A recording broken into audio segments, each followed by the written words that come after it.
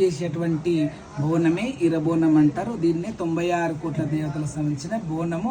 ఇందులో పెట్టాల్సిన పదార్థాలన్నీ కూడా పరమాన్నము, బూరెలు, పెరుగు, బెల్లం అవి మాత్రం ఉంటుంది. పై గురిగిలో మాత్రం పాలు ఉంటాయి. పాలు, నీళ్లు, బెల్లం ముక్కు ఉంటుంది. అవి సూర్య భగవానునికి పోస్తారనమాట. అలా ఈ బోనం అమ్మవారు గద్దెకెక్కిన తర్వాత బోనం పెట్టడం జరుగుతుంది. అంత సత్యాన బోనం పేరే ఈరబోనం అంటారు. 96 కోట్ల దేవతలకు నైవేద్యం ఎక్కే బోనం. అందుకే ఈ బోనాన్ని ఎత్తుకునే మనుషుల్ని కూడా అలంకరిస్తారు. పసుపు, కుంకుమ, పూలదండలతో అలంకరించి ఆ తర్వాత ఈ ఇంటి యజమానికి ఎత్తుతారు.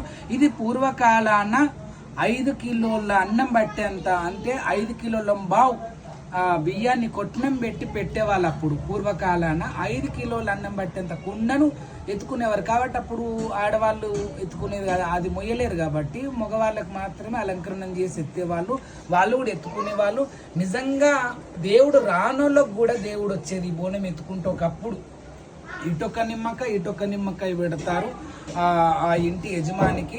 అప్పుడు అమ్మవారిని రప్పిస్తే ఆ బోనం అంత సత్యంగా ఉంటది కాబట్టి కరెక్ట్గా ఊగేవాళ్ళు అప్పటి వాళ్ళు. దేవుడు రానోళ్ళు కూడా ఆ ఒక క్షణం వరకే గంటకాలు చదివినప్పటికీ ఆ సూర్య భగవాను కింద ఊగేవాళ్ళు. అప్పుడు 5 కిలోల అన్నము, 5 కిలోల బావ అన్నము, 5 కిలోల కుండ అప్పుడు ఉండేదన్నమాట. ఇప్పుడు అంత ఓపిక లేదు. చాలా మంది మనుషులకు కూడా బీపీ, షుగరు, ఓపిక లేదు, శక్తి లేదు. ఇవన్నీ కూడా ఓసారి ఇంటి యజమానులు అంటారు, ఎందుకు పండుగలు పబ్బాలు అంటుంటారు. కొంతమంది ఆడవాళ్ళు అమ్మ కళ్యాణం, లోక కళ్యాణం, జగన్నాథ్ కళ్యాణం కాబట్టి జగత్ కళ్యాణమే, అమ్మ కళ్యాణమే జగత్ కళ్యాణం కాబట్టి అమ్మవారు ఖచ్చితంగా చేయాలి, మనం నిలుపుకోవాలని కూడా చాలా మంది భర్తలతో ఫైట్ చేసి కూడా దేవుని లగ్గాలు చేసే వాళ్ళు చాలా మంది ఉన్నారండి.